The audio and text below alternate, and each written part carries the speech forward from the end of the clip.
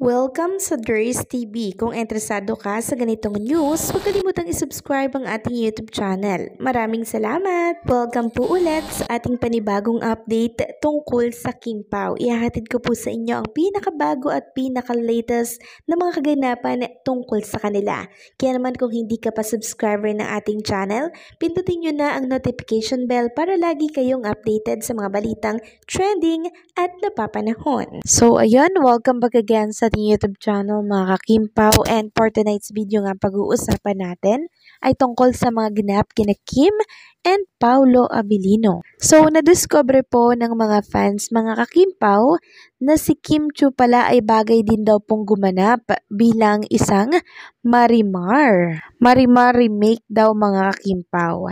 Sabi po ni G, dahil sa scene na to, bigla ko tuloy naisip parang bagay pala sa Kim Pao ang Marimar remake dahil sa hair ni Kimmy dito at lakas ng chemistry ni Paolo at Princess Chinita.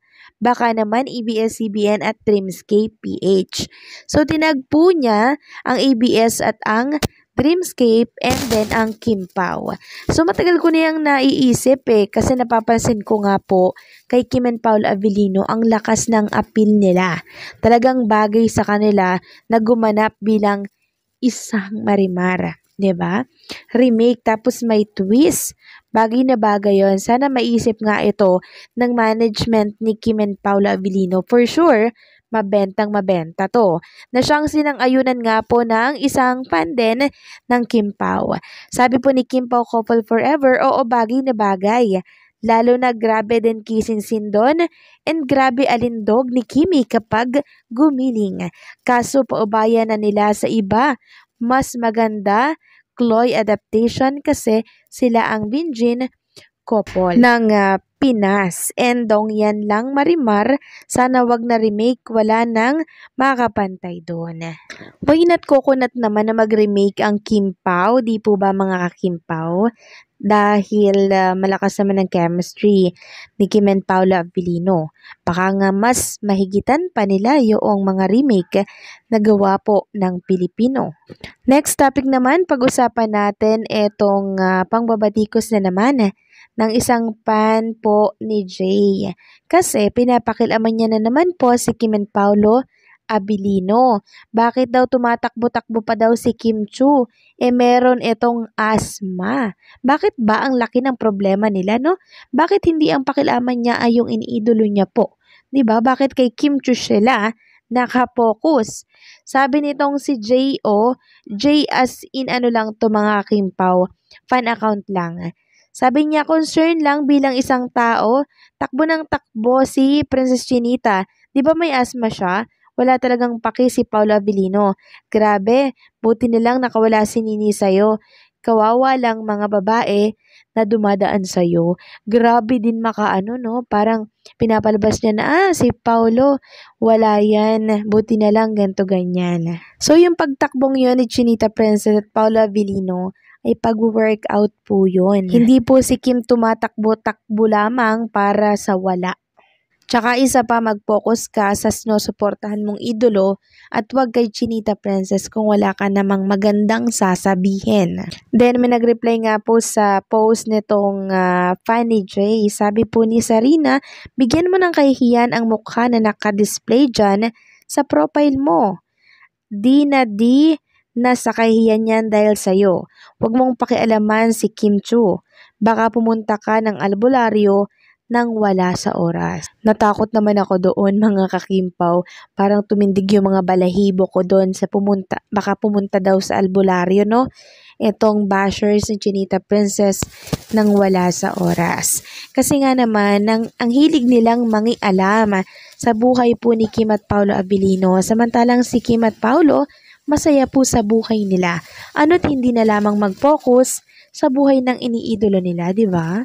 Next topic naman, pag-usapan natin ang tungkol dito sa binitawang salita po ni Paolo Abilino sa isang interview.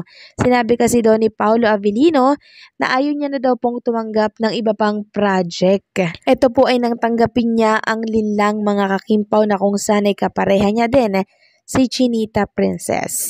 So kung inyo natatandaan mga kakimpaw, talagang gustong-gusto po ni Paolo Avellino na makatrabaho po, 'di ba? Itong si Kim Chu. Syempre, itong pagkakataong 'to ba ay palalagpasin pa niya? Syempre hindi na. Then hindi niya na rin tatanggapin yung ibang mga offer na project para sa kanya kasi nga po magpo-focus na lamang siya kay Chinita Princess.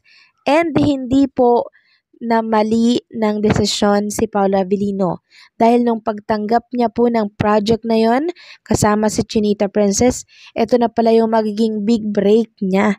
Ito na pala yung magiging big break nila ni Chinita Princess para mabuo po ang tambalang Kim Pao na talaga namang ang dami pong nagmamahal at sumusuporta sa kanila.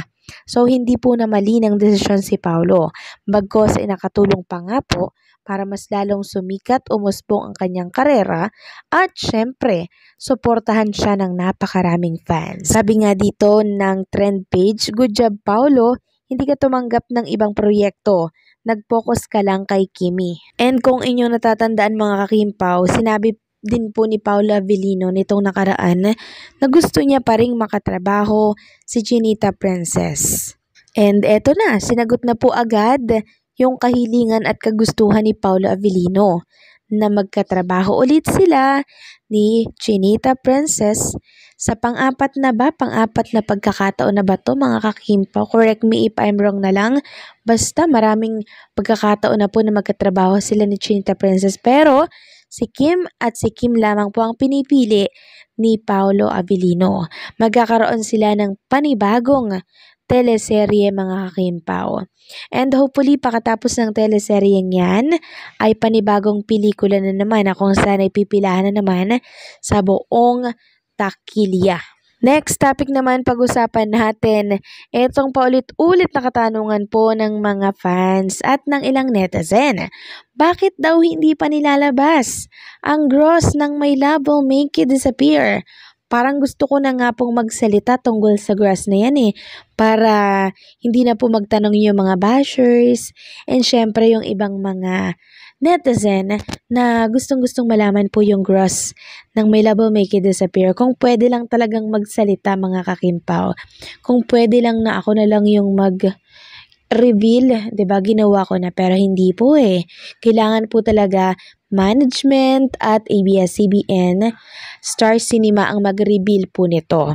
Dahil sila po ang may karapatan na gawin 'yon. Basta matutuwa po kayo sa figure, sa kinita po, sa gross ng My Love Will Make You Disappear.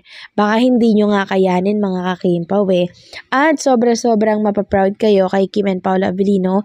Then magpapasalamat kayo sa mga fans na talaga namang sumuporta. Paulit-ulit na pinapanood ang pelikula ni Kim and Paolo Avellino. Kaya antabayanan nyo na lamang po ang announcement ng Star Cinema tungkol dito.